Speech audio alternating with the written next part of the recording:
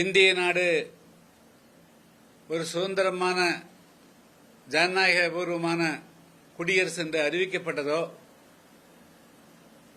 அதை பிரதிபலிக்கக்கூடிய வகையிலே இல்லாமல் தமிழ்நாடெங்கும் அனைத்து சட்டமன்ற தொகுதிகளிலும் இது ஜனநாயகமா பணநாயகமா என்று கேட்கக்கூடிய வகையில் பட்டி தொட்டி எல்லாம் பணம் வாக்காளர்களுக்கு வாரி இறைக்கப்பட்டிருக்கிறது. நான் போட்டியிட்ட ஒட்டப்பிடாரம் சட்டமன்ற தொகுதி உட்பட தமிழ்நாட்டினுடைய பல தொகுதிகளிலும், இன்னும் சொல்ல போனால் அனைத்து தொகுதிகளிலுமே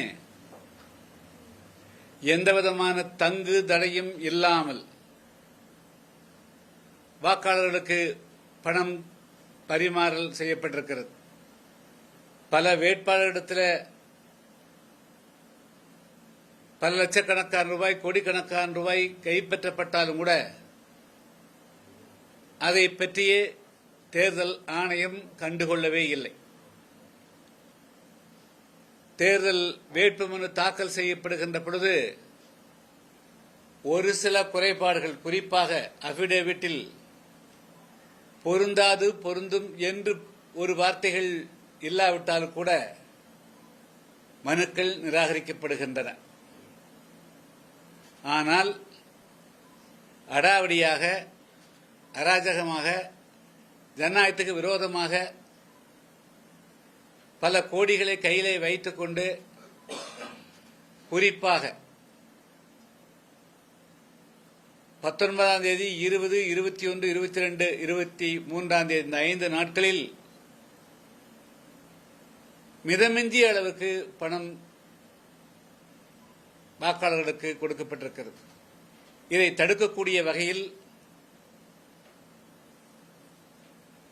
தேர்தல் ஆணையம் வலிமை பொருந்தியதாக இல்லையா, அல்லது இதை தடுக்க முடியாது என்று தேர்தல் ஆணையம் கருதுகிறதா, அல்லது இது ஒரு அங்கம் என்று பணப்பழக்கம், இது ஒரு தேர்தல் நடைமுறையின் அங்கம் என்று விட்டுவிடுவார்கள் என்று தெரியவில்லை. கோவையிலே கூட பல தொகுதிகளில் தங்க காசுகள் எல்லாம் கொடுக்கப்பட்டதாக செய்திகள் வருகின்றன. இது இப்படியே இருந்தால் இந்த நாடு எங்கே போய் முடியும்? கிராமங்களுக்கு செல்லுகின்ற போது பொதுவாக பெண்கள் மதுவினால் ஏற்படக்கூடிய பாதிப்புகள், போதை பழக்கங்களால் தங்களுடைய பிள்ளைகள், இளைஞர்கள் அவர்களுக்கு ஏற்படக்கூடிய பாதிப்புகள், பெண்களுக்கு பாதுகாப்பற்ற நிலை, இளைஞர்களுக்கு வேலையில்லாத நிலை, அனைத்தையும் சுட்டிக்காட்டுகிறார்கள். மக்கள் மிகப்பெரிய அளவுக்கு கிளர்ந்திடுகிறார்கள். ஆனால் அந்த கிளர்ச்சியை எப்படி நெருப்பிலே நீரை ஊற்றி அணைப்பதைப் போல, குறிப்பாக கடைசியாக 23ஆம் தேதி வாக்குப்பதிவு என்றால் 22ஆம் தேதி இரவு முதல்ல 500 கொடுத்தால் அதற்கு பிறகு 1000, இன்னொரு வேட்பாளர் 1000 கொடுத்தால் இவர்கள் போட்டிக்கு 1500 என்று வேட்பாளர்களுடைய போட்டி போட்டுக்கொண்டு 3000, 4000 ரூபாய் வரையிலும் ஒரு வாக்காளருக்கு பணம் பட்டுவாடா நடைபெற்றிருக்கிறது. இப்படியே சென்றால் சாதாரண ஒரு குடிமகன், ஏழையாக இருக்கக்கூடியவர்கள் இந்த நாட்டில் தாங்களும் மக்களுக்கு தொண்டாற்ற வேண்டும் என்று அவர்கள் அரசியலுக்கு வருவதற்கு உண்டான வாய்ப்பே அறவே ஏற்று போகக்கூடிய சூழல் உருவாயிருக்கிறது. எனவே தமிழ்நாட்டில் நடைபெற்றது ஒரு சாதாரணமான தேர்தல் சடங்காகத்தான் நடைபெற்றிருக்கிறதே தவிர, இந்த தேர்தலை வசதி உள்ளவர்கள், பணம் உள்ளவர்கள், நீங்களா இந்த தேர்தலை நடத்திக் கொள்ளுங்கள், நாங்கள் முடிவை நாங்கள் அறிவிக்கிறோம் என்பதை போன்றுதான் இருந்ததே தவிர, ஒரு நடுநிலையோடு தேர்தல் ஆணையம் செயல்பட்டு முறைகேடுகளை தடுத்து நிறுத்தி, அடாவடிகளை தடுத்து நிறுத்தி, வாக்காளர் கொடுத்திருக்கக்கூடிய அந்த பணங்களை எல்லாம் தடுத்து நிறுத்தக்கூடிய வகையில் தேர்தல் ஆணையம் செயல்பட முடியாத ஒரு நிலை கவலை அளிக்கக்கூடியதாக இருக்கிறது. எனவே இப்பொழுது தமிழ்நாட்டில் ஏதோ அமைதியாக தேர்தல் நடைபெற்றது என்று சொன்னால் கூட இது அமைதியான தேர்தலாக கருத இயலாது. என்று சொன்னால் வாக்காளர்களுக்கு போட்டி போட்டு அவர்களை ஊழல்படுத்திய பிறகு இது அமைதியான தேர்தல் எப்படி என்று சொல்ல முடியும்? இந்த தேர்தலில் கடந்த நாடாளுமன்ற தேர்தலை காட்டிலும் கூடுதலான வாக்குப்பதிவுக்கு காரணம் தனிப்பட்ட எந்த ஒரு அரசியல் கட்சியும் இல்லை. மாறாக வழக்கமாக இருமுனை போட்டியாகத்தான் இருந்திருக்கிறது பெரும்பாலும்.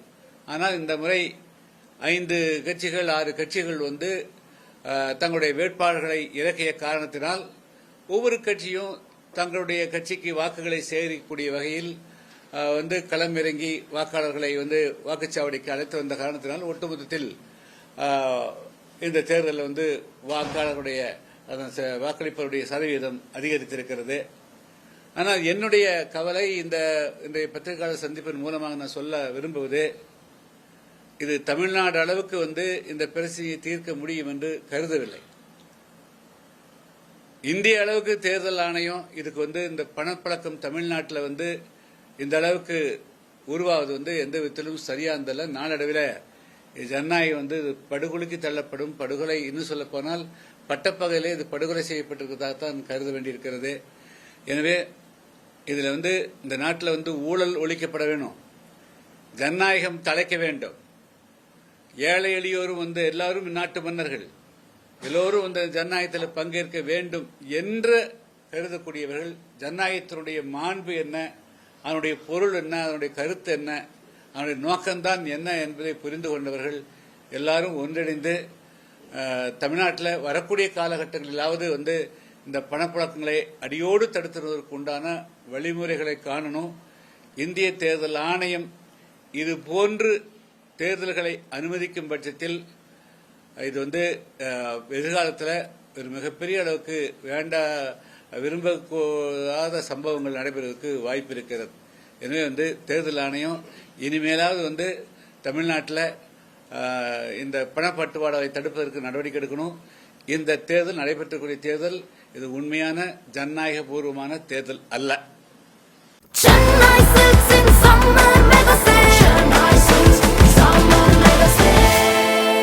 The Chennai Silks in Mega Summer Sale.